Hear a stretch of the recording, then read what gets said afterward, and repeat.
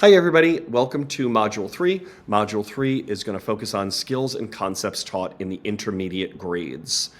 There are a number of readings you'll be doing as part of this module. In addition to the readings, there are a number of interactives that you'll have a chance to explore through sites such as GeoGebra, as well as Toy Theater, and Enrich Mathematics.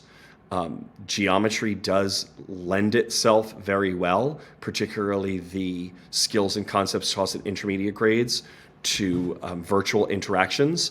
And sites like GeoGebra are very robust and offer a great way for students to practice things and get feedback as they're building their proficiency with geometry concepts. The three threads that are in the discussion forum relate to the readings and those interactives. There are three threads in this particular forum instead of two. There is an end of module assignment. The end of module assignment is not as meaty or in-depth as the comparison paper or the coaching artifact from the first two modules, so it should be something that shouldn't take as much time. I did offer a suggested pacing calendar because during module 3, Thanksgiving break falls in the second week.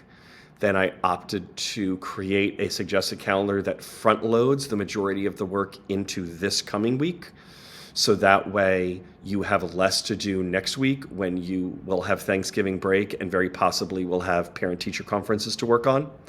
So following this suggested pacing guide will help you have the majority of the heavy lifting done in the first week, leaving just the end of module assignment for the second week, and then the replies to replies.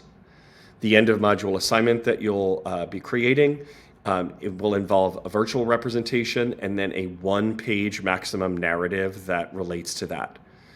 The activities and the readings that you'll be doing, some of which will relate to quadrilaterals, will cover the idea of a hierarchy of quadrilaterals as shown in these two family trees. These are very common visuals that are used with students to help them understand how different quadrilaterals connect based on the similarities of their attributes and how those attributes overlap. This particular end of module assignment will involve you creating a similar hierarchy but for solid shapes instead of quadrilaterals. You'll be creating a representation like a flow chart or a diagram or a concept map that shows how you feel the solid shape categories are related using what we're reading in this module. And then you will write a short one-page maximum narrative to tell at least two ways in which creating this solid shape family tree added to and or reinforce your understanding of three-dimensional shapes.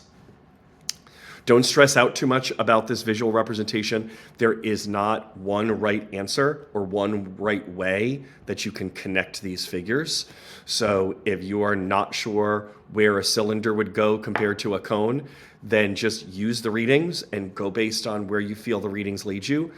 I'm not going to be looking for a family tree that matches an answer key, but for just something that is clear and complete and makes sense, and that is supported by what you read and is described in your narrative. I will be asking that you follow APA style as you write this narrative. Even while there is only one page, you don't need to have a cover sheet for this. However, you will need to have a reference page with at least two references that are citations from two different authors that you have cited in your either representation and or your narrative. If you have any questions about the end of module assignment, about the discussion forums, or about anything else, please feel free to shoot me an email and I will get back as quickly as I can. Best of luck with all your assignments. Best of luck next week as you manage your students before the holiday break. If you have parent conferences, I hope they go well, and I hope you're able to get some downtime during the Thanksgiving holiday.